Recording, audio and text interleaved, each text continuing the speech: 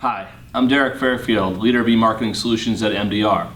Today I'll be sharing tips for creating effective email campaigns in 3 critical steps.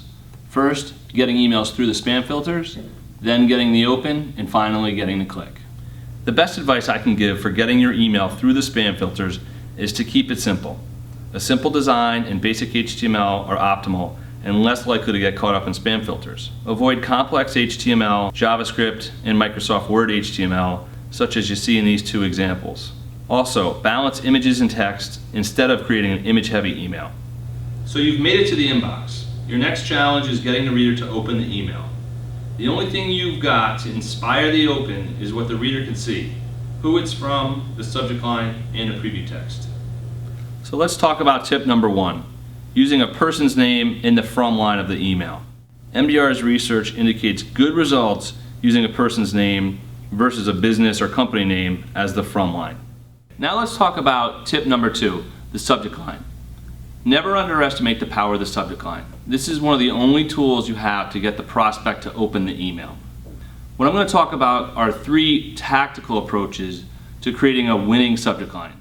Number 1, consider the length of your subject line. The recommended best practice on a subject line is to keep around 60 to 65 characters. Number 2, try dynamically inserting the name of the recipient into the subject line, or dynamically inserting other relevant content. And lastly, test and keep testing. And that brings us to tip number 3, using preview text to your advantage.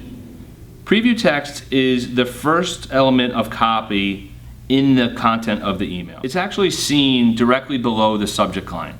So here we can see the difference between what a reader sees before and after the marketer has worked and included preview text. We see how much more compelling it is if the marketer includes preview text below the subject line. Now we're on to getting the click. Tip number 1, creating a compelling message. Here we see 2 examples of compelling content that go beyond just relaying or giving information to the recipient. So when crafting your email message, try to shift your focus from your products and services to why your offer would be of interest to the reader. A strong call to action lets the reader know what action to take next and compels them to take it right away. You can use offers of urgency or exclusivity to get the click. Tip number 2, use just enough copy to entice the reader to click. In this next example, we see that the call to action is upfront and visible as soon as the reader opens the email, and the copy is enough to get the main ideas across and inspire the reader to click through to learn more.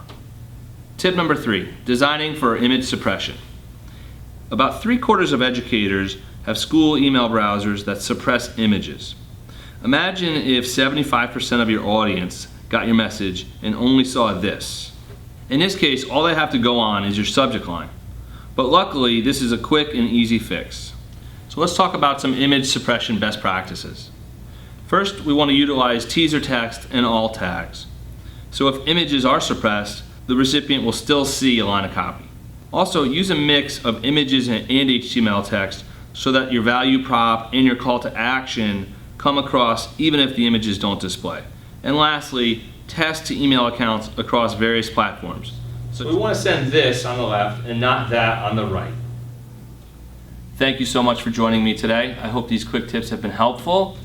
Look out for more video tutorials from MDR and check out our other free resources on our website. Thanks a lot.